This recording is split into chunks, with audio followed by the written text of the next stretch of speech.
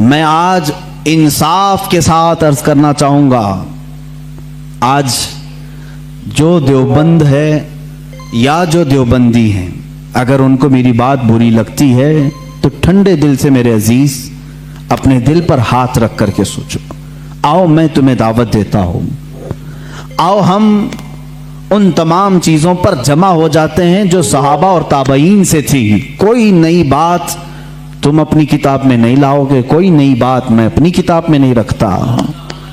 آؤ اتحاد کرو، میں اس اتحاد کا اعلان کرتا ہوں، لیکن جو نئی باتیں آئیں اس کا تم انکار کرو گے، علل اعلان کرو گے، اور یہ بھی کہو گے کہ ہم ان سے دور ہیں۔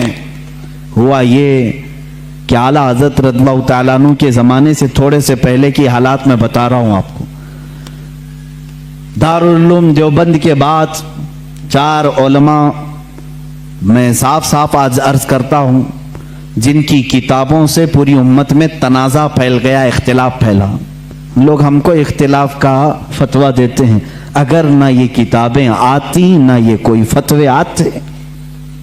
کتابیں لکھی گئی، کتابوں میں اچھی باتیں تھی، حضور صلی اللہ علیہ وسلم کی سیرت پر بھی کچھ کتابیں لکھی گئی، اللہ کی شان میں لکھی گئی، بہت ساری باتیں اچھی تھیں، لیکن بیچ میں چل کر کچھ عبارتیں ایسی کہ لڑکھڑا گئی، اور وہ اتنی لڑکھڑا گئی کہ عام مسلمان بھی اسے بولنا پسند نہیں کرے گا۔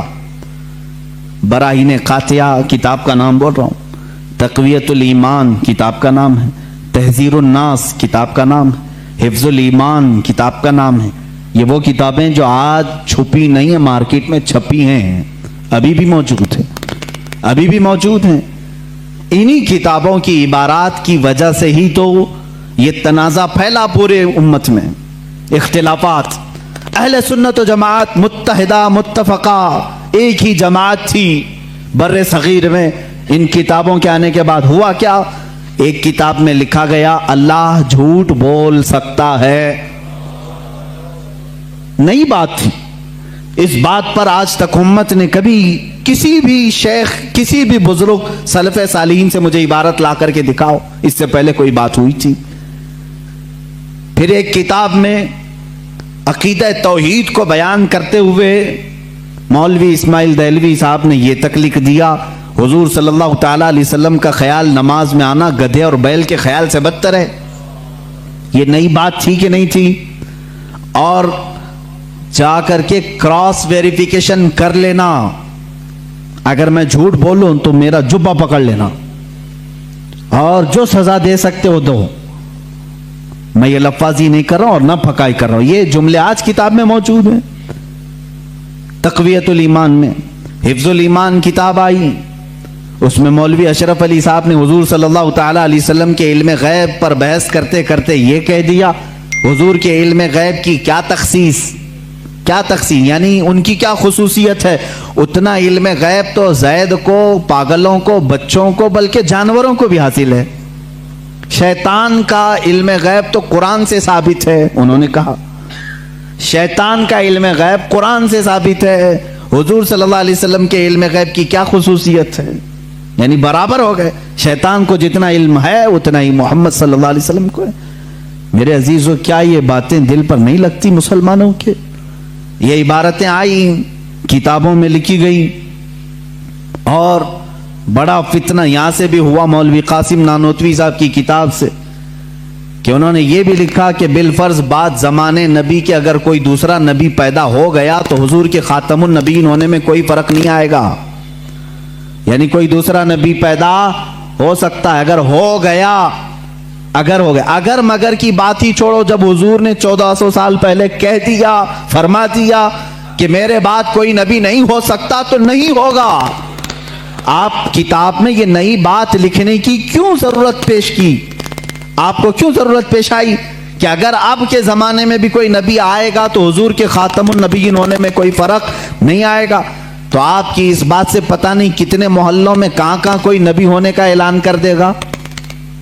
عزیزان گرامی وقار، یہ کتابیں پورا کا پورا ہندوستان ایک کھلبلی مچا چکی تھی، کوہرام بپا تھا، تنازعات میں گھر گئے۔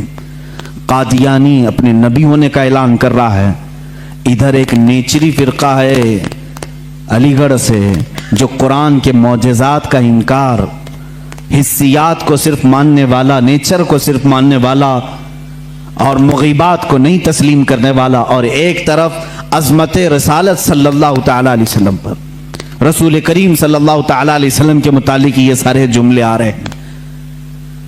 चलो 100 साल का अरसा गुजर गया, आज भी मैं दावत देता हूं, आज तो सोशल मीडिया का जमाना है, मेरी ये दावत कबूल करें उलमाए देवबंद या जो भी, मैं आपसे इत्तिहाद कर लूंगा, सीने से सीना लगा लूं, लेकिन सिर्फ ये बातों से तुम इनकार कर दो और कहो कि वही इश्क़ रिसालत हमारे अंदर है जो सैयदना अबू बकर सिद्दीक में था, सैयदना उमर फारूक में था, उस्मान इब्न अफ़्फ़ान में था, हैदर कर्रार में था, रिदवानुल्लाहि ताला अलैहिम अजमाइन। जो मशाइख़ अहले सुन्नत ने हमें मोहब्बत रसूल और ताज़ीम रसूल सिखाया है, उसी पर हमारा इत्तेफाक है। आओ, मैं सीने से सीना लगाने को तैयार हूं। हम कौन सा इख्तिलाफ चाहते हैं आपसे? हम कौन सा इख्तिलाफ चाहते हैं? हमारा ये एक बात याद रख लें, अगर मैं आज नाम लेकर के किसी को कह रहा हूं तो सिर्फ इसलिए कि हमारा दीन ही ये कहता है, जो उनसे ना आशना हो उससे हमारा कोई ताल्लुक भी नहीं। हमारे रिश्ते नाते अगर हैं तो सिर्फ अज़मत रिसालत से जुड़े हुए हैं, जो नबी का है वो हमारा है। इसीलिए सरकार मुर्शिदी पीरो मुर्शिद ताजु शरिया रहमतुल्लाह ताला अलैह ने फरमाया है, नबी से हो जो बेगाना उसे दिल से जुदा कर दे, नबी से हो जो बेगाना उसे दिल से जुदा कर दे, पिदर मादर बिरादर जानो माल उन पर फिदा कर दे। इसी वक्त ईमान को पहुंचोगे, उसी वक्त ईमान को पहुंचोगे।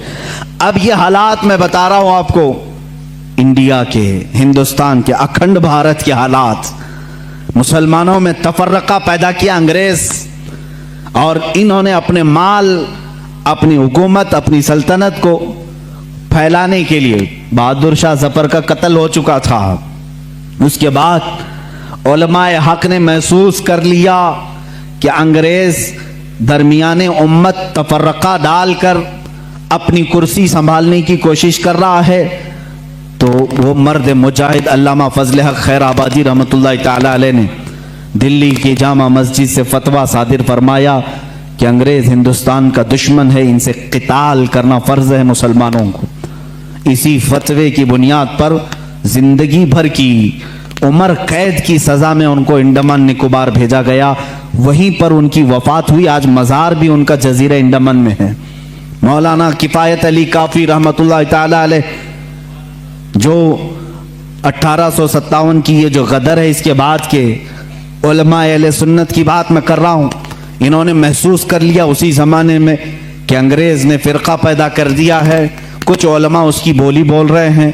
जाहिर सी बात है, यहाँ कुछ उलमा जो मदरसा बना रहे थे उनको माहाना मुशाहरा मिल रहा है अंग्रेज़ हुकूमत से, अलीगढ़ को पाउंड आ रहे हैं इंग्लैंड से, और दीगर उलमा को पाउंड आ रहे हैं, और यहाँ जो उलमा उनकी इन खुराफात को बयान कर रहे हैं उनको फांसी पर चढ़ाया जा रहा है। मौलाना किफ़ायत अली काफ़ी रहमतुल्लाह ताला अलैह, जिनके आला हज़रत भी बड़ी इज्जत फरमाया करते थे, वही किफ़ायत अली काफ़ी जिन्होंने अपनी एक नात में कहा था, कोई गुल बाकी रहेगा न चमन रह जाएगा, पर रसूलुल्लाह का दीन हसन रह जाएगा, अतलसो कम ख्वाब के पोशाक पे नाजा न हो, इस तने बेजां पे खाकी कफन रह जाएगा।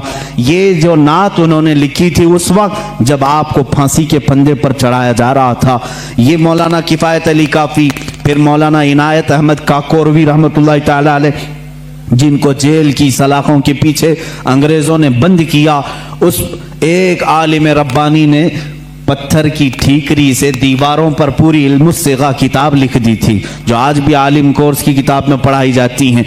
अजीज़ान गिरामी वक़ार, अगर अंग्रेज़ को उलमा से मोहब्बत थी और वो मदरसे की संगे बुनियाद में आ रहे थे, तो इन उलमा के साथ वो काला पानी की सजाएं और मौत और फांसी की सजाएं क्यों दे रहे थे? आप समझा करें, कुछ उलमा को वो शहीद कर रहे थे और कुछ उलमा को वो पैसों से पाल रहे थे।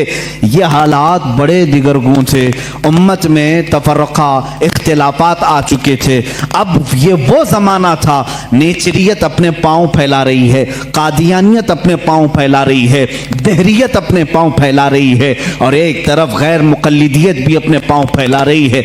हिंदुस्तान की सरजमीन जो अहले सुन्नत व जमात का कहवारा थी, औलिया का मरकज़ थी, ये ख्वाजा हिंद का हिंदुस्तान था, ये महबूब इलाही की विरासत की ज़मीन थी। यहाँ साबिर कलियरी के मुजाहिदात थे, यहाँ बाबा फरीद के नगमे थे, यहाँ पर औलिया कामिलीन का गुलशन था, ये तमाम सूफिया कामिलीन के परवरदा मुरीदीन का एक अजीम गुलिस्तां था। इस गुलिस्तां को कई अंग्रेज़ों ने अपने पाँव से कुचलना शुरू किया, इसमें खिज़ा आने लग गया।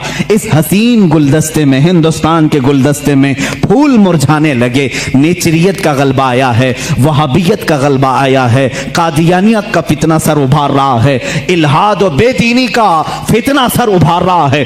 अब हिंदुस्तान की सरजमीन पर एक ऐसे मर्द कलंदर की जरूरत थी जो मूसा का जलाल लेकर फिरौन के मुकाबिल में आए, जो इब्राहीम की सबात कदमी लेकर के नमरूद के सामने आए।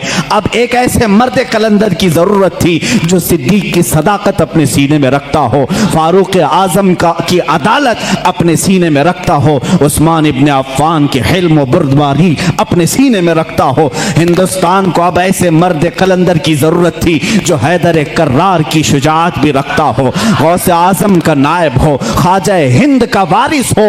अल्लाह रब्बुल इज्जत ने हिंदुस्तान के सुन्नी मुसलमानों पर वो एहसान अजीम फरमाया जब सूफिया के मरकज और औलिया कामिलीन की खानकाहें आवाज देने लगी, इलाहा अब हिंद का क्या होगा। यहाँ तो अब चादरें नहीं, अब गागरें नहीं, यहाँ औलिया की बारगाह में आने से रोका जा रहा है, वसीले को शिर्क, इस्तिमदाद को कुफ्र कहा जा रहा है, अजमत रिसालत पर हमले हो रहे हैं, नमाज में रसूल के ख्याल आने को बुरा भला कहा जा रहा है, पीठ पीछे की खबर ना होने की हजूर के बारे में कही जा रही है। इलाहा अब कौन इस दीन का वारिस होगा, जानशीन होगा, मुहाफिज होगा, निगहबान होगा।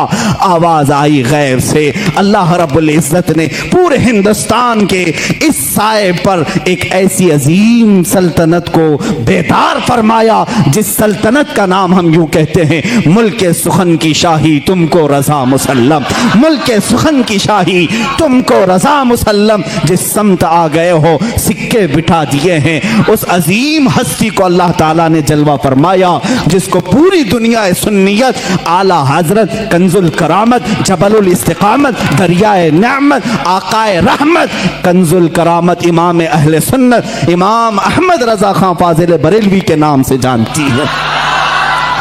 इसीलिए मैंने कहा अहमद रजा का ताज़ा गुलिस्तां है आज भी, खुर्शीद इल्म उनका दरख्शां है आज भी, सब उनसे जलने वालों के गुल हो गए चिराग, अहमद रजा की शम्मा फरोजा है आज भी। अजीज़ान गिरामी, उस इमाम अहले सुन्नत फाजिल बरेलवी की जिस घर में विलादत बासआदत हुई वो आम घराना नहीं था, इल्मी घराना था, बुजुर्गों का घराना था, तकवा और परहेजगारी